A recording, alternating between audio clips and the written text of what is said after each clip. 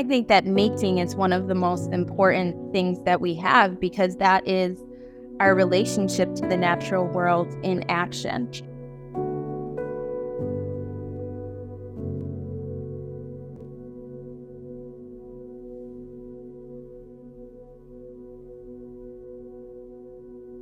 My name is Jodi Lynn Maracle, born and raised in Buffalo, New York. My family's from Campeche, also known as Tayandanega. That's where my Mohawk roots die. I'm an artist, but I'm also an educator, a teacher. I taught at UB, all indigenous related things in Mohawk language. I also work at a land-based Mohawk immersion school in Six Nations, Ontario, where my kids go to school.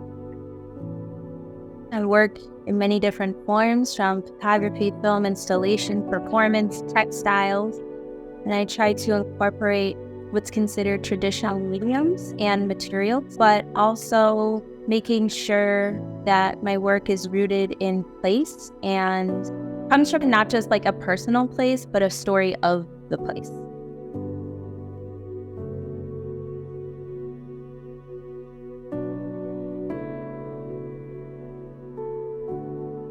Sometimes I don't even know what I'm looking for. It just comes. I tend to start with kind of like this glimmer or this nugget of an idea, like this tiny little grain of sand. And then I'll like sit with that, whether I mean to or not. And then I'll be out collecting, and they begin to assemble themselves, I think, into a part of this storytelling, this making process.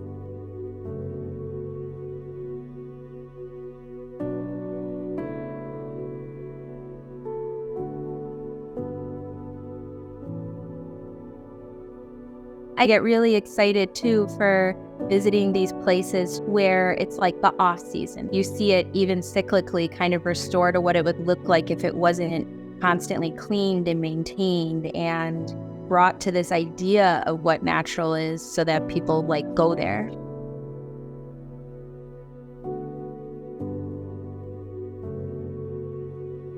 I tried to pull works that were older and newer and put them in conversation with one another. And I think a lot of my work is about tearing down and building back up. I think that it all is about not just my relationship or my family's relationship to these places or to these historical and contemporary realities.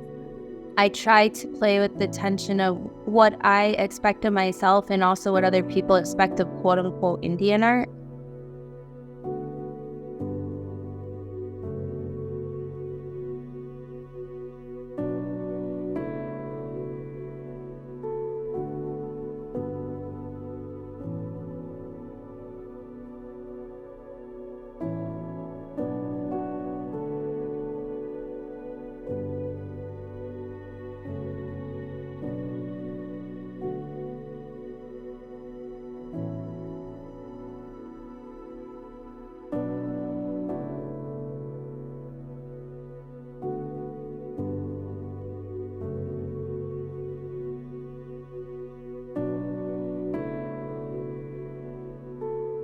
Back in the day, pre-contact, our main material was deer hides, and now our traditional clothing is mostly made out of velvet and calico with like beadwork on it.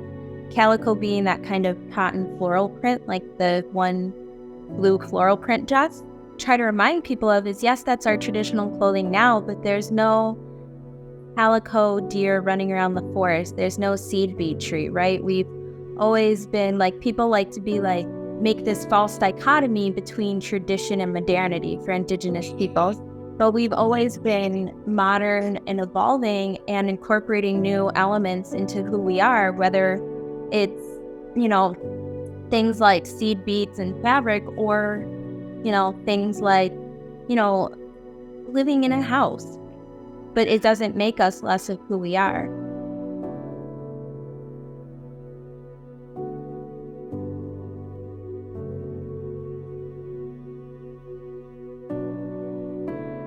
And that white dress is made of annuity cloth, which, as I mentioned, as part of the Treaty of Canandaigua, 1794.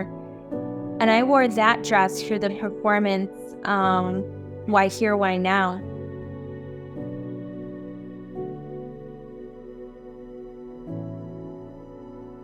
Naharagando dobe yatando asosteriste. Naharagando dobe yonka tando yatnegir. Ga ya hon peritzaloni. Hanare ya hilori ne dahade gonsadundi. I just wanted to put them in conversation in terms of tracing a trajectory of broadly Haudenosaunee identity and pushing those boundaries, but also, the topics of each of the pieces I wanted to put in conversation as well. What do you carry, what do you leave behind was really, I think, a meditation on a type of grief and a type of beauty in grief and a naturalness to grief. But also, I don't know, kind of an accusation to those that disregard grief, I'd say.